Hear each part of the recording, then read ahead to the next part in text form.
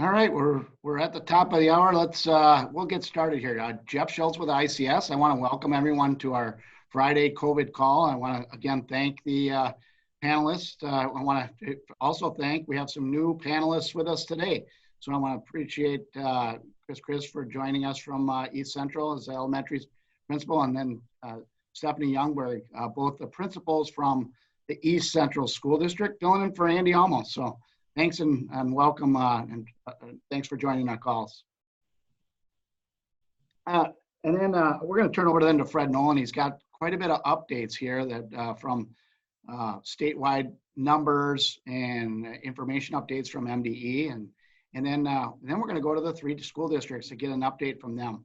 We're looking for positive news stories from them, their case rates and how they've changed.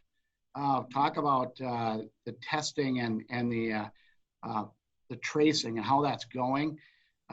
Steve Solis joining us from the service cooperatives today. So thank you, Steve, for joining us again today. And he's going to just give you an update a little bit about what's happening with the service cooperatives and their assistance with MDH on contract tracing.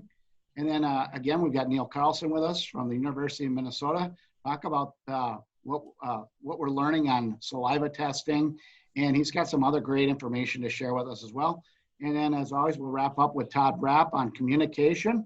And again, I want to let everyone know, feel free to use the chat function and provide any questions you have, as well as this is recorded and you're able to go onto our website anytime to get the information as well. So with that, let's get started. Turn it over to you, Fred.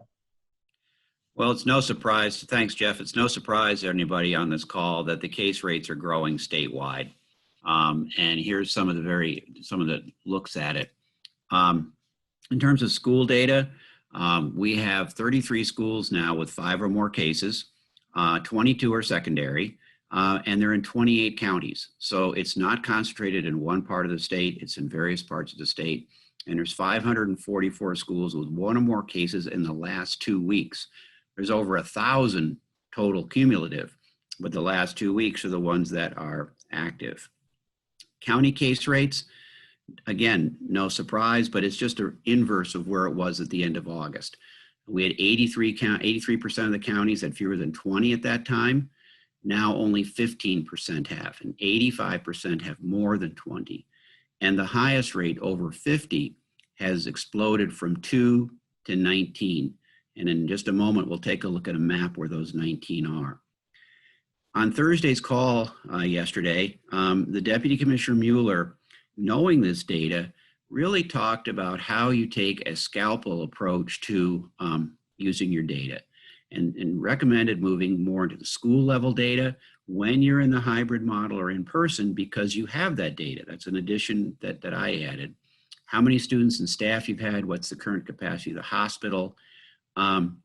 And if you've been listening to these calls, you know that the 3 superintendents here, that's what they've been doing. That's how they've been looking at the data with their county health, with the regionals teams and their own hospital systems. And you can have schools in the same district at the same level on different learning plans. And she said it's about students and staff safety. It's not about sports, students and staff safety. I think she's a little frustrated with some of the things going on with sports, and we'll talk more about that as we go into this. And she also was very empathetic that this is extremely difficult to communicate, recommended you maybe use some of these comments as talking points, and continue to really look at your school data. So Aaron, if you go to the next slide, this came out from the MDH. And you can see those 19 counties in black, and they're not the ones you would think of in the Twin Cities, because this is rate per 10,000. So if you have a very, very small population, it doesn't take much to get above 50 per 10,000. It doesn't even take 50 in the county. And you can see in the Southwest, it's a fairly concentrated group. And before we move on, one more thing that she mentioned is that MDE is going to have to do its November forecast, and it's going to base it on the MARS numbers that districts have submitted as of this coming Tuesday. So your MARS coordinator, make sure that they've got the most accurate numbers in. You haven't overlooked anyone.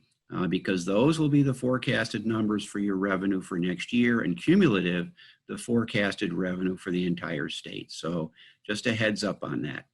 And now we're going to hear from Dan Voce in Mora, starting with some great news. So go ahead, Dan. Yeah, well, good afternoon, everyone. Thanks, Fred, for all that information and summary of the commissioner call. Here in Mora, Minnesota, we are in Kanabec County, and I guess what we've been trying to highlight is, as Todd Rapp had said, you know, we can't just focus on COVID. We have to also try to put our focus towards learning, and some of the great highlights that we're seeing within our schools. For example, you can see a couple of my tweets that if you ever want to smile and you need a break from COVID, go visit the kindergarten class. They gave me a few questions to answer, and it was just good. It was a good getaway, and it brings you back to the reason why we're all in education, and that's to help students learn. So we've had a lot of opportunities. Recognition, I guess one of the interesting things, I was able to go to my first graduation. We had an ALC student graduate, so we had graduation out in the front yard of Mora High School, and their family was there, and it was just a great opportunity to recognize and appreciate the staff and the students. We also had our area leadership and education awards in resource and training and solutions, and highlighting the educators in each of the districts. So it's an opportunity to thank them for their work, and notice and appreciate all the work that our educators are doing. I guess the other piece is really just from a leadership standpoint. Within our admin team, we've been really working, we're doing a book read on The Power of Positive Team by John Gordon, and it's really helping us stay together and focus on the working together as a positive team, and making sure that we're keeping our team positive and working towards a solution, because we are getting into the fatigue syndrome in COVID, and if you pay attention to the news all the time, it can certainly be a downer. So we're trying to, as a leadership team, try to focus on that. We've also started a PLC within our admin. So once a month we get together and we try to focus on a couple different things. We're reading a book called A Good Time for the Truth, which focuses on equity.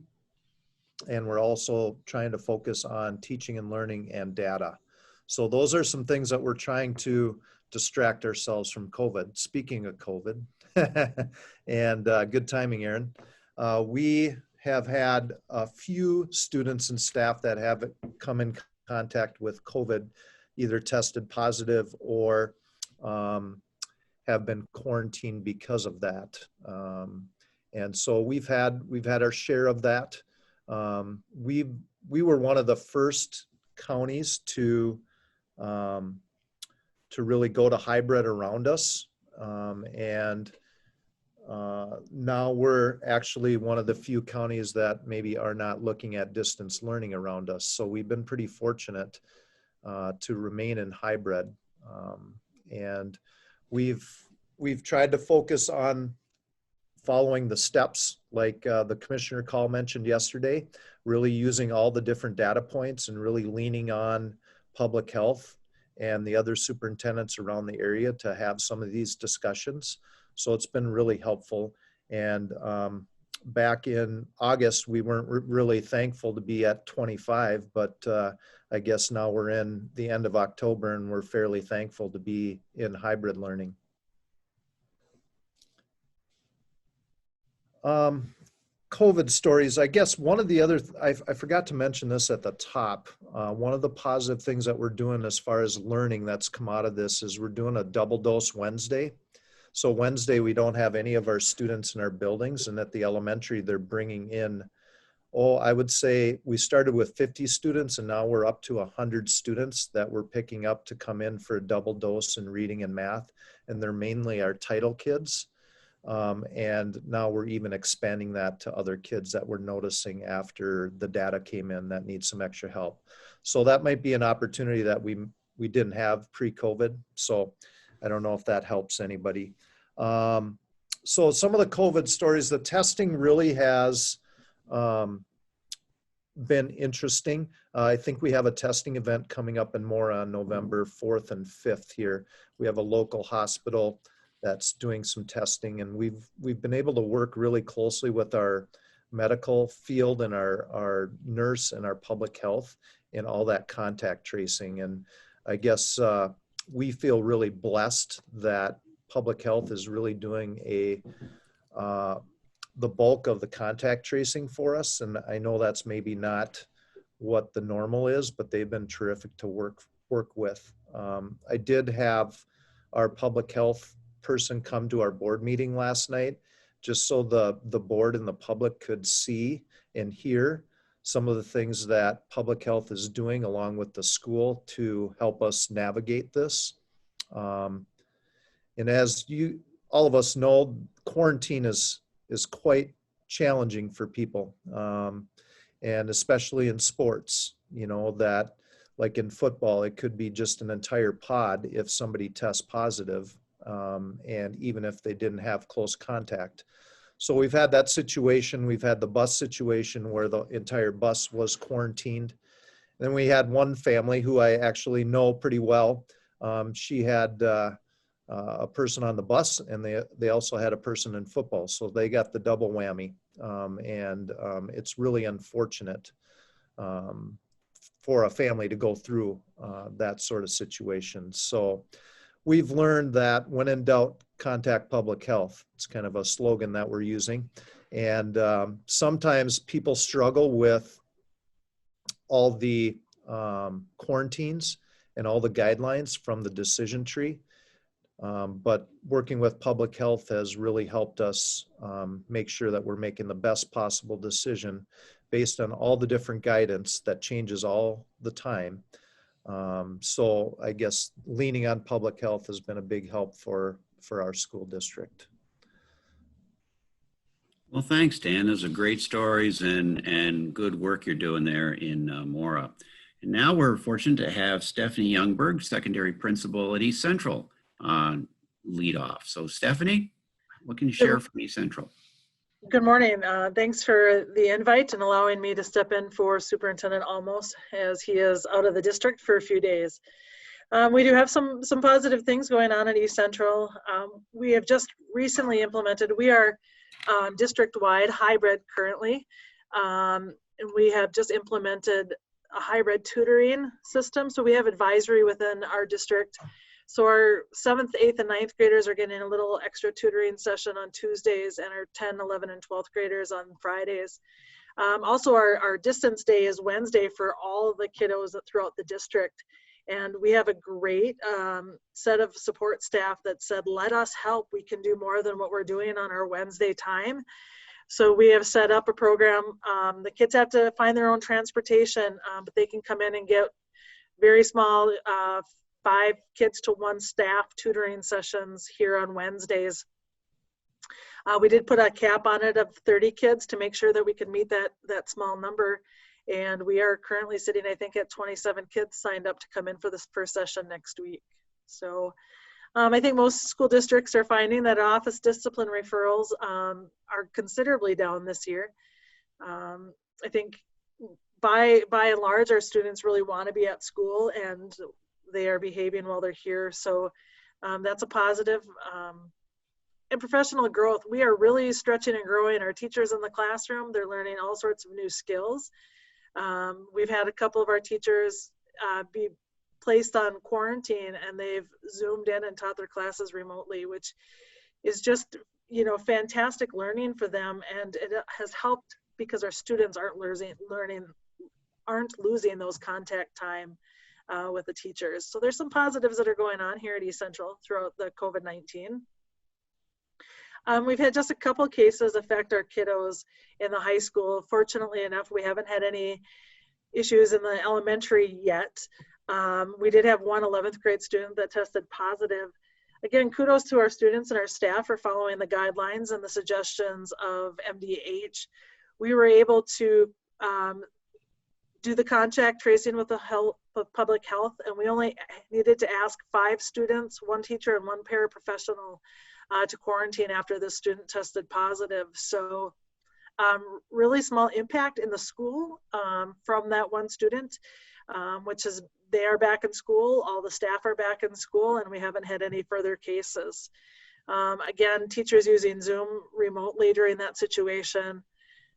We've even just had paras sit in the classroom to monitor behaviors, and really significant that we didn't lose the instruction. Our second case just happened yesterday, and it's a student who does not attend our school but does participate in our athletics.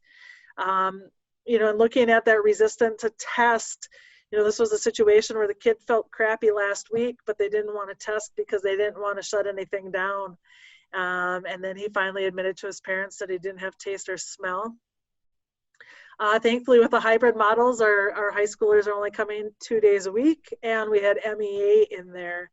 So our kiddos are only basically going to miss 1 day of instruction, which is today, and then they'll be able to be back to school and to practice next Thursday.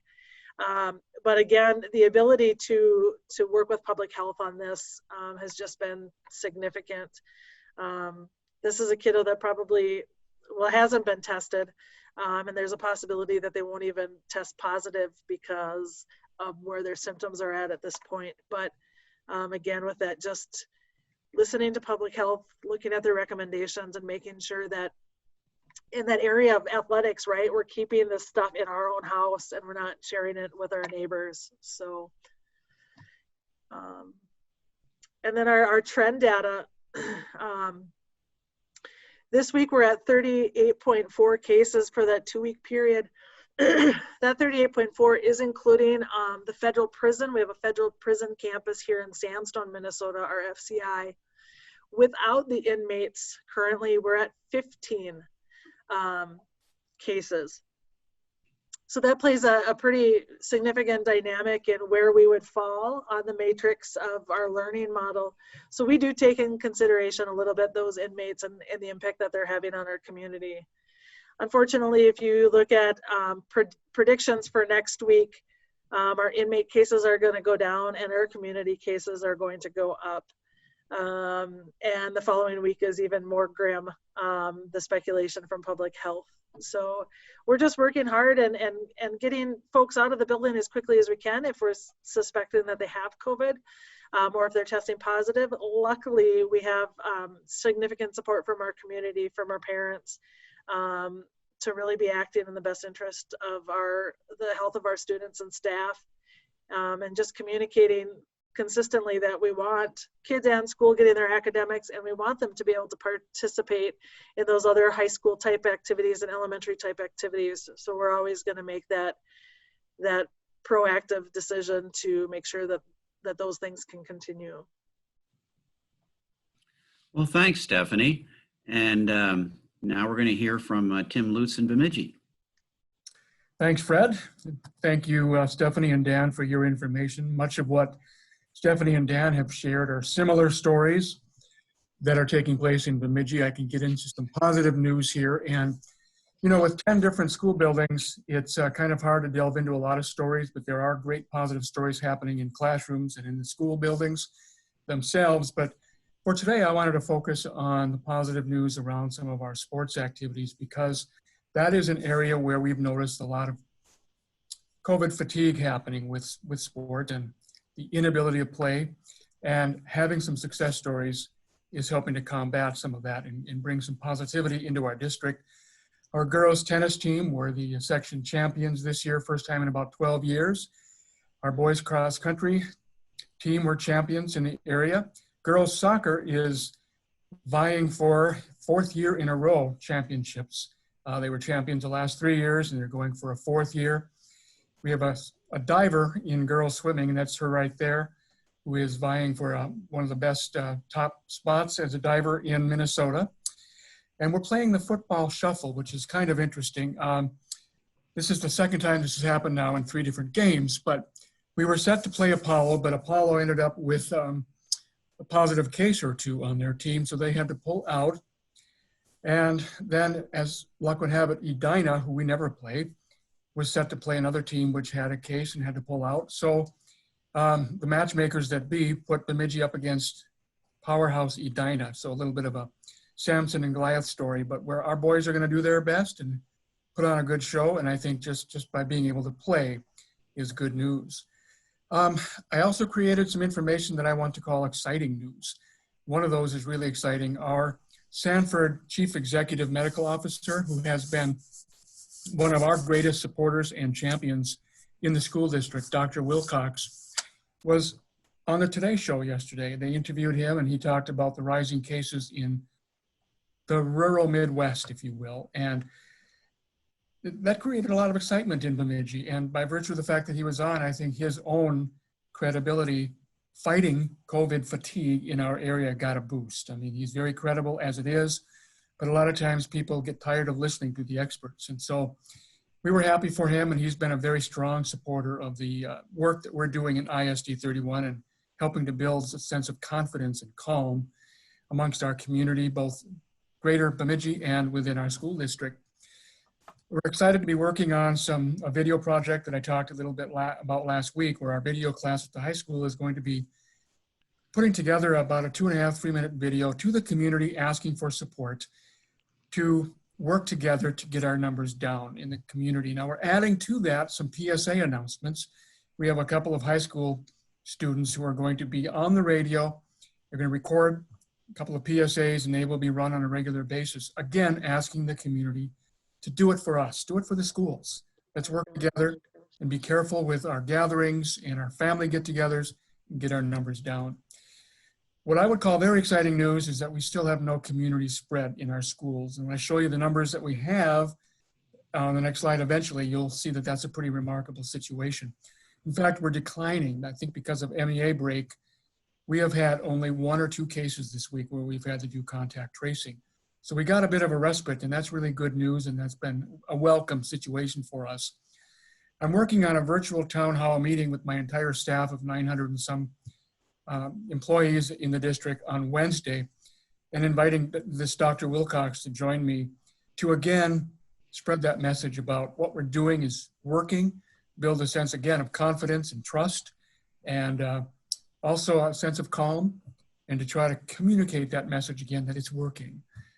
And finally, we're excited about a potential city-district childcare partnership where they are going to start at the city level. The Parks and Rec Department will be putting together a childcare program during the day for situations where if we go into distance learning, families will have additional childcare, which is in very, very short supply here in Bemidji.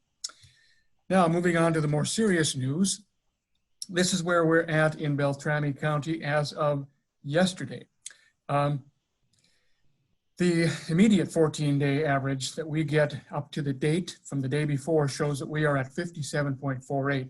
Now that's the preview of what's to come, really. The MDH average, 14-day, which came out yesterday, puts us at just shy of 50. So we're not quite black yet on the map, but we might as well be. We have a cumulative district total since the beginning of school of 41 cases that have been brought into our school buildings, not caught in our buildings, but that's how many we have. And I have a better breakdown later on, but our current county COVID rate is 265 cases. And on that bottom graph, if that's about as good of a hockey stick portrayal on a graph as any I've seen. And that just shows graphically how much our numbers have gone up since the middle of September in just 2 or 3 weeks, actually. And it's been really alarming for our community members. So I've been spending a lot of time on the radio and on TV interviews and getting calls out to people that those numbers are concerning, but we're trying to walk that thin line between maintaining caution and calm and doing what's right, putting facts over fear, science over speculation, and what we're doing is working. Finally, on the next slide, we do definitely have quite a bit of COVID fatigue. I mentioned it with our sports. We actually had several football players decide to opt into our distance learning because they were tired of hearing about COVID. They wanted to guarantee that they weren't in school, perhaps being caught unawares with a contact tracing scenario. And they even talked amongst themselves about, if you get a phone call from a contact tracer, deny, deny, deny. And we caught wind of that and said, guys, that is not how you want to prolong your season. If you've been in contact, you need to admit it so that you can isolate yourself. You might miss a game, but your whole team won't have to. So do it for the team. So anyway, there you see our numbers again. We've had 19 students who have had to isolate for COVID, 22 staff cases. Right now, though, we're down to just about 5 student cases and 7 staff cases. So just a handful. And again, I think that's because of a little respite we got over MEA. I am concerned about seeing some numbers go up now as a result of MEA and behaviors and get-togethers that might have happened over the long weekend. But time will tell on that. Our administrators are getting very fatigued. They're very tired. They're doing a lot of contact tracing, including time spent after hours in the evening. Some of them have had to come in on weekends, working with county health and working with district nurses, but they're getting pretty worn out. So I'm glad that we had MEA break and everyone's looking forward to Thanksgiving. Community fatigue is serious. We hear stories left and right about people who are refusing to test. Several people refused to test right before the Trump rally because they wanted to make sure they could go to that. And we have had a few people who have refused to test and eventually had to get tested because they were sick. And if they had just gone in and gotten tested, we wouldn't have had students present themselves in our buildings who had symptoms. But again, fortunately, because we're masking and socially distancing, those students didn't pass COVID-19 on to others. So, we also have a few parents who are sending their sick students to school, knowing that they're sick or waiting for test results. I talked a little bit about that last week. So those are more examples of some of the things that are happening. And then people are often not cooperating with contact tracers. They're, like I mentioned earlier, that football scenario, they're denying or they're making up stories. And we're facing some anger and frustration, not only when we call people about asking questions, but also when we are notifying people that there was close contact with their children, perhaps on a bus or in a school, and they want to lash out at somebody or something, so they often lash out at the person calling them. And that gets to be a bit difficult and demoralizing for the person on the other end. So it's just a real stressful situation. Fortunately, we haven't had to call anybody twice yet about close contact, but that's probably just a short ways away before that begins to happen. So we're all dealing with this situation of COVID fatigue, and we're doing our best to be resilient and to be positive in the midst of it all. Thank you. Well, thanks, Tim, for that good news and then that comprehensive look. And empathy goes out to everyone on this call dealing with COVID fatigue. And Steve Salee joins us from the Southeast Service Co-op and sees this from a regional perspective. So, Steve, what can you add to our conversation here? Yeah, happy Friday, everybody. I think we're seeing that same fatigue in the Southeast, certainly from the co-op perspective as well. Our role in this whole regional response team is to be the communication center, if you will. Our job is not to make decisions, but to try to steer people in the right direction. So we've been extremely busy with that. It's 24/7. We get emails, phone calls on nights, weekends, things like that, and trying to help people out the best that we can. It does get frustrating for some of our schools when they reach out to us. We try to steer them in the right direction. And then more so at some of the county levels, they try to steer them back to the regional response team. And so sometimes our superintendents are getting a little bit of a runaround. At least I'm hearing some of that. So we're trying to clean some of those things up on our end. But for the most part, it's going pretty well. The big focus that we've seen in Southeast is the push for testing. We're pushing out a lot of information for testing opportunities within our region. And in talking to some of the people from the Department of Health, there's been a little bit of frustration. The numbers, they were hoping to get more people that would get tested, or they'd see higher participation with that. And it's been a little bit lower than what they had hoped for. So we're trying to get that information out as quickly and efficiently as we possibly can as that comes in. One note of interest, we just received an email today for the regional response teams from the governor's office advising us as regional teams, and this is more the Department of Health, Department of Ed, but regional response teams are not to engage in consultation regarding athletics. So if we get those questions from the regional perspective, we're supposed to steer those questions back to the Minnesota State High School League and use the MSHSL guidance that's out there. So we are supposed to stay away from those decisions and not offer any advice there. But other than that, I think, you know, statewide, we talk about this as directors, it's going pretty well. It's been, like I said, it's been extremely time consuming on our end as well, but we're trying to be a good partner. We're pushing to try to get a little bit of funding for this for co-ops because it's been a huge strain on staff. And right now we haven't gotten any funding for this whatsoever. We're just doing this to try to be good partners and support our members. So that's it from my perspective. Well, Steve, that's very good and very interesting about the Minnesota High School League and all the issues around sports and spectators, et cetera. So good update. Yeah. So Neil, we always learn from you. What's going on in the environmental science area and the testing area? It's fairly interesting. I'm going to comment a little bit about the contact tracing because we recently hired a person from the health department that was doing it. And I would echo what Steve and others have said about contact tracers. Is that very stressful job and really difficult talking to people who do not want to talk to you, and you're trying to get them to do things they don't want to do. So she ended up moving over into radiation protection because she was done with it. So I think the fatigue around this is prevalent and difficult. And if we can try to be kind to each other people who are trying to do their job, I think that would be a good thing moving forward. The interesting thing that's going to make it a little bit more difficult for us to do contact tracing is a recent study that they did in a prison. And they actually had video of this interaction of this guard, and he met with roughly six different inmates over the course of a day. And they were all inmates that were either tested positive or were had tested and hadn't had the results back.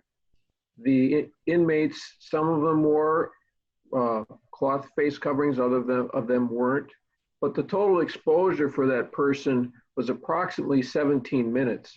And it was out throughout the course of like a 24-hour period. And CDC in the past has said, 15 minutes of contact time. So you could say, okay, were you with this person for 15 minutes? No, yes, no. Now it's cumulative over the course of a whole day, which is going to make it more difficult when you're trying to do your tracing. And I think from the basic part that we look at it, at least from a public health standpoint, try to do the distancing, try to make sure that your ventilation system is as good as possible, and try to engage in activities that aren't going to be generating as many aerosols. And then also the quality of your face covering is really important. Don't just throw something on your face and hope it works. Do something to get an idea if it's going to protect other people.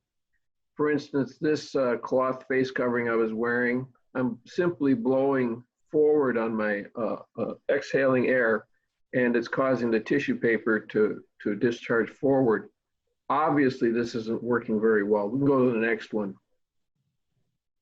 So this is some examples of a simple test, and I've talked about it before, but it's really critical. We've got to get everything right, or at least try to do the best we can to keep the numbers down. And in this case, we have two face coverings. One was a gaiter that I doubled up, a pollen gaiter, and another one was a cloth face covering with one of our chemical hygiene officer, Jody Ogilvie. She's blowing very hard and unable to move the tissue paper. The next one, blowing hard and the tissue paper moves. So if we can go to the next, sorry, I said the next term. So one of the questions that came up is there's several different types of testing, and one test that's going to be increasing is the saliva testing, and that's a lot of what's going to be happening in some community events. It's fairly easy to set up It's a lot less discomfort than the swab test. I've had it. I don't know if any of you else have had it, but it goes up the nose and it goes into places you don't even believe were possible. And it's very uncomfortable. It does not painful, but very uncomfortable.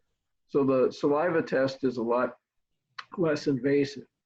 So the PCR test, it's a polymerase chain reaction test. And what they're trying to do is take out snippets of the RNA viral particle and determine if that's present. And they can cycle it through many times to amplify it to see if it's present. So it's a very sensitive test. And the false positives on this test, either through the swab or through the saliva, are really low. So if you get a positive test, it's really, really high chance that you actually do have the virus. The downside on it is there are some false negatives, and it varies between 2 and 37%. And I can attest to the fact that several people I know have had a chain of false negative tests, even though they were feeling just horrible. And finally, when they're in the hospital on a ventilator, they finally get the positive test. So the false negative is something that we need to be fully appraised of and know that that's a problem. Some of the other things that's associated with the saliva test, this is available for teachers and staff. You have one of these available. It's from the Minnesota Department of Health, and you can get that test. And it has to be ordered before December 30th. So you have one test to do.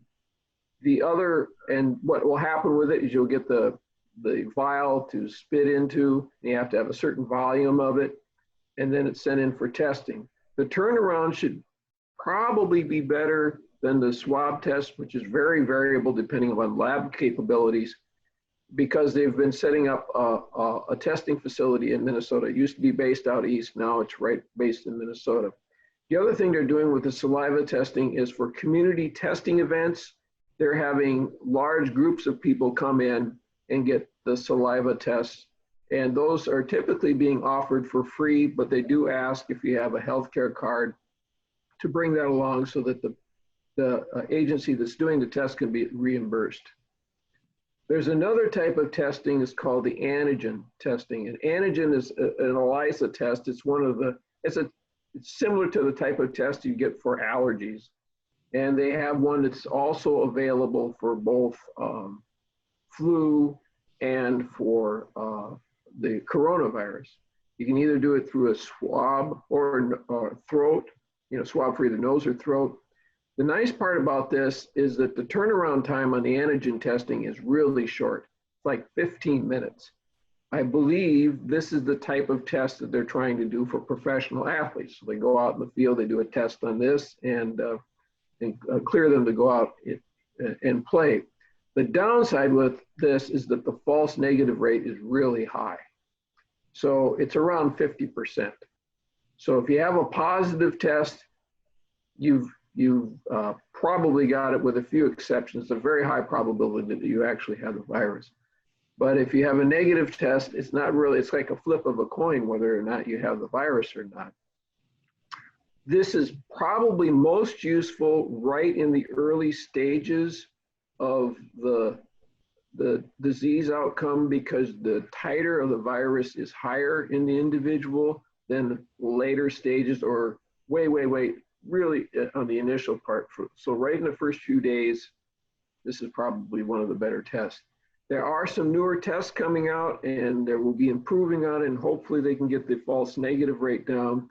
The other thing to think about this is if you do a series of antigen tests, let's say you do 5 or 6 in a row, then you're more likely to get past this false negative because just of the laws of probability. Next. Then this is the saliva test that we talked about in a little bit more in depth. And here's if you click on that link from the Minnesota Health Department, that's the link that explains the actual testing procedures that are done for the students and staff, and it's available in the state of Minnesota. What will happen is if you get the test, there'll be a video that you can conference between the person, and they'll say, this is how you do the test, and make sure you do it appropriately, cap it, and send it off for test results. And again, the order codes currently expire December 30th, 2020. Well, thank you, Neil. Again, it's very enlightening to get a viewpoint from the university and for someone who's involved in the research there. So Todd, where do you? Great conference again. What jumped out at you?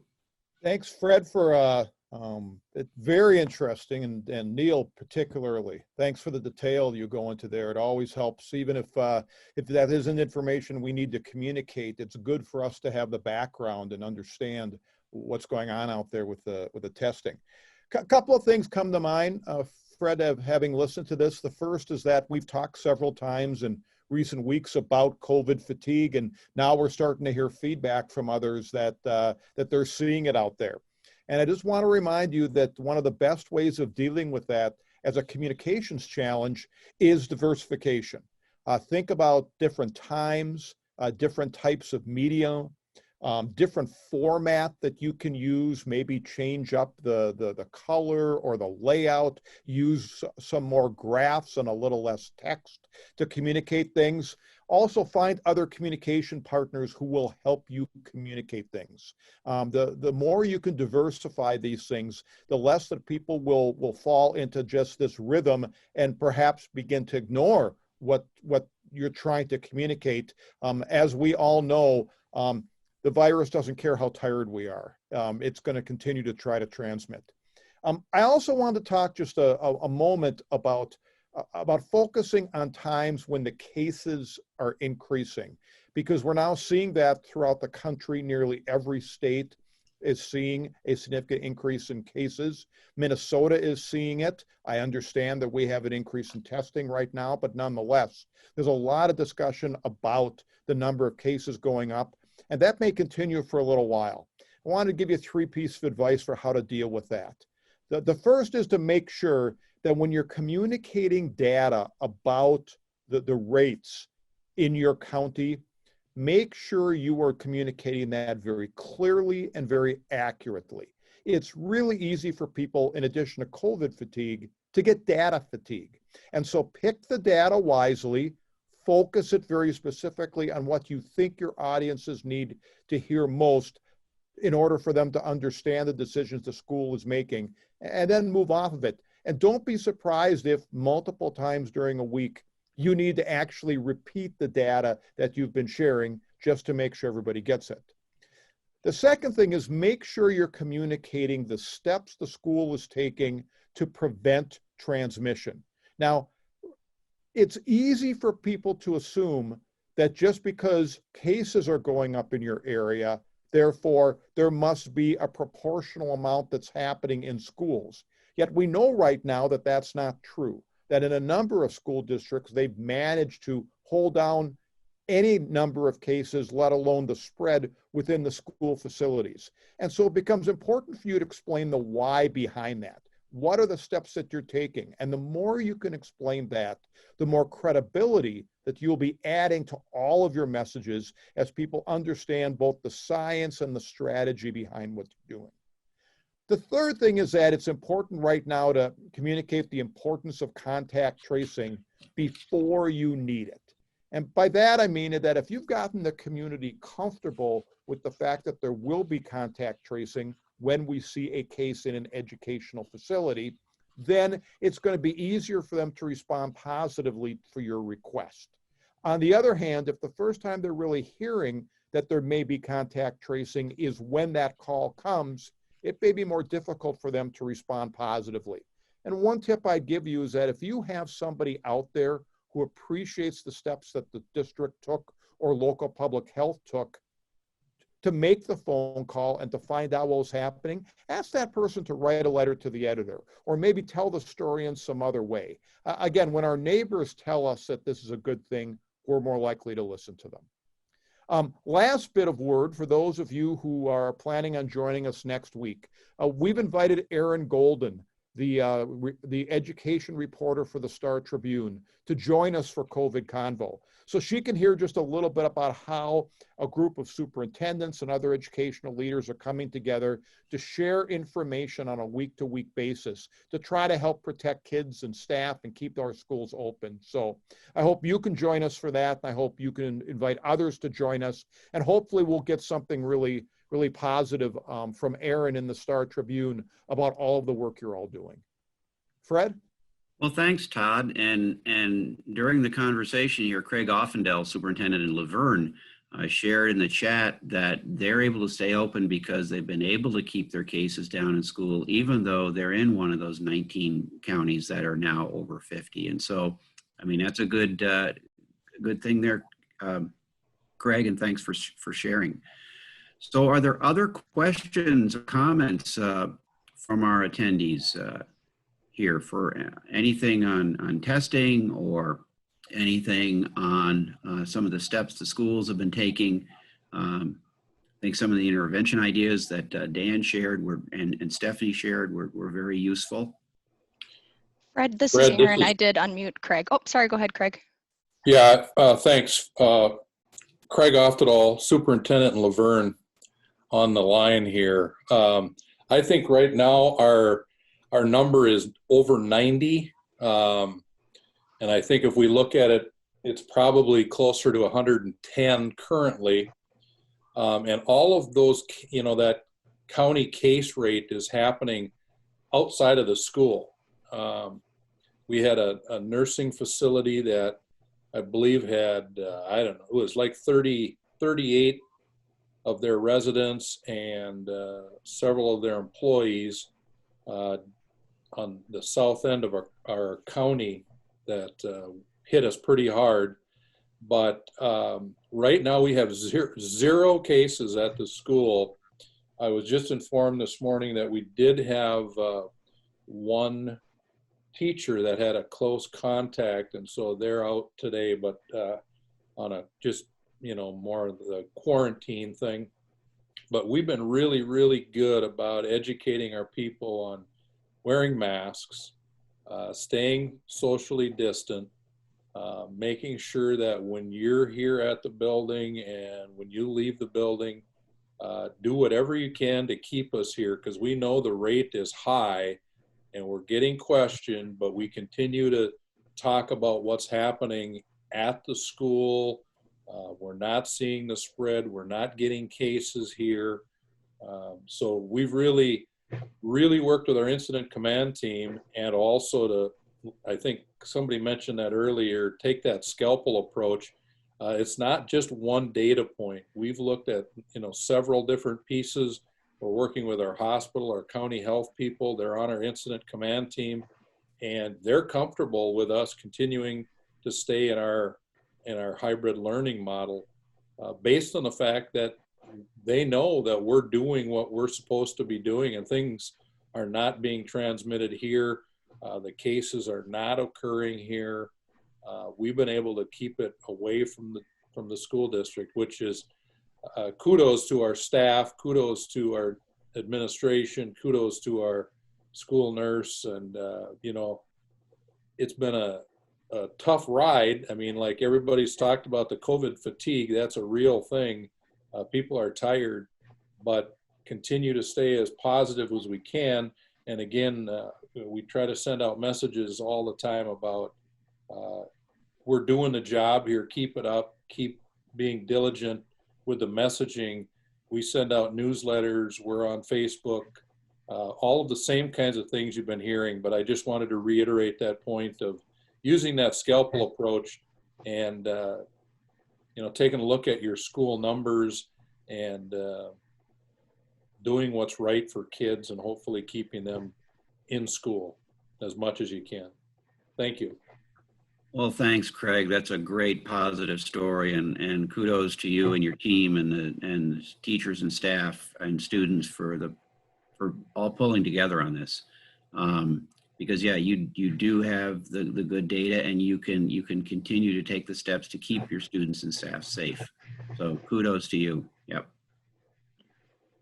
I had one little thing to add. It actually came out, a separate piece of data that came out is that when using mouthwash, it does cause the amount of COVID to decrease in your mouth.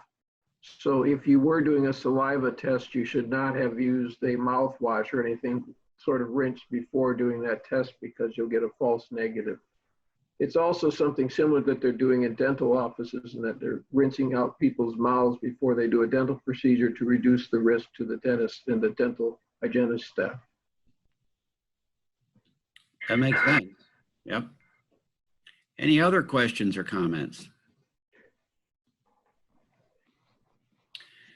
Well, before we ring off here and I turn it back to Jeff, we were talking prior to coming online.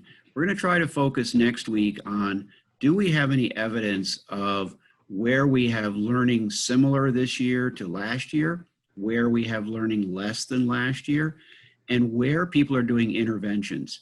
You heard some today already, but we'll kind of focus on, now that we're 7 or 8 weeks into school, we're close to the end of the first quarter. People are talking about, well, how do you do grading? We won't talk much about that because I think there's guidance out on that. But it's more, where are we in terms of actually keeping kids making academic progress? And where are the tough spots and where are the success stories? So we'll start with some positive stories, but more focus on academic progress and the interventions districts are taking to keep kids up to speed academically. So Todd, I think your reporter is going to have some interesting conversations, as well as all the information here about numbers and fatigue and the sort of routine things we do. So with that, I'll turn it back over to you, Jeff. All right. Well, thanks, Fred. I want to thank everybody again for tuning in.